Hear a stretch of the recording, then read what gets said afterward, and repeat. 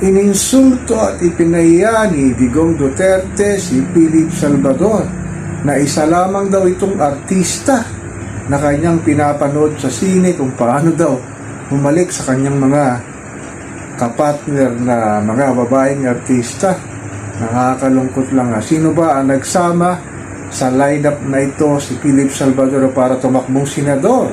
Hindi nga ito nanalo bilang barangay captain. Ang alam lang itong gawin ay bubuntot lang kay Bongo kung saan naroon si Bongo. Nandun din ang anino ni Philip Salvador, tapos kakandidato pa ng senador. Huwag na tayong pabudol sa taong ito. Nabudol lang nga tayo ni Robin Padilla na nag-number 1 senador pa na wala namang ginawang matino sa Senado.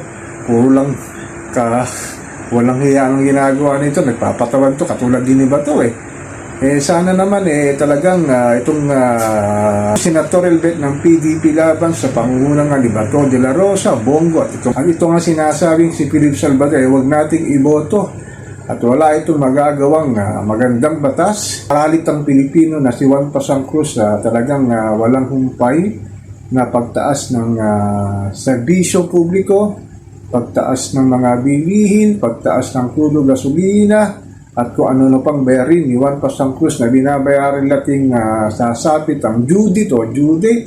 Kaya matuto na sana tayo sa darating midterm election huwag nating iboto itong mga sinasabing senatorial si Digong Duterte na sinasabi raw babago sa buhay ng ating mga kababayang Pilipino. Huwag na tayong pabudol, talagang walang mangyayari ito sa mga sinasabing nangangampanya para maging senador.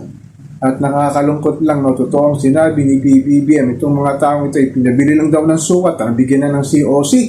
At tulad nga ni Philip Salvador na talagang walang eksperyensa para maging isang senador nga na hindi nga talaga naging politiko ito sa tanan ng kanyang buhay, tapos ngayon tatakbo sa Senado bilang senador na talagang ewan ko bakit nga naisama siya sa lineup ni Digong. Talagang ang ginagawa lang talaga nito ay talagang pumalakpak lang, magmumura at magbabanta itong si Digong Duterte, nakasama niya na si Bongo at katulad ni Bato de la Rosa at iba pang mga DDS supporter. Talagang pinasabing walang ginawa kundi sa talagang magbigay lang ng hindi maganda na halimbawa dito sa ating mahal na inang bayan, katulad ni Digong Duterte na naupo ng 6 na taon. Walang ginawa kundi ang sinasabi lang niyang war on drugs, ang kanyang Operation Tokang na sinasabing crime against humanity.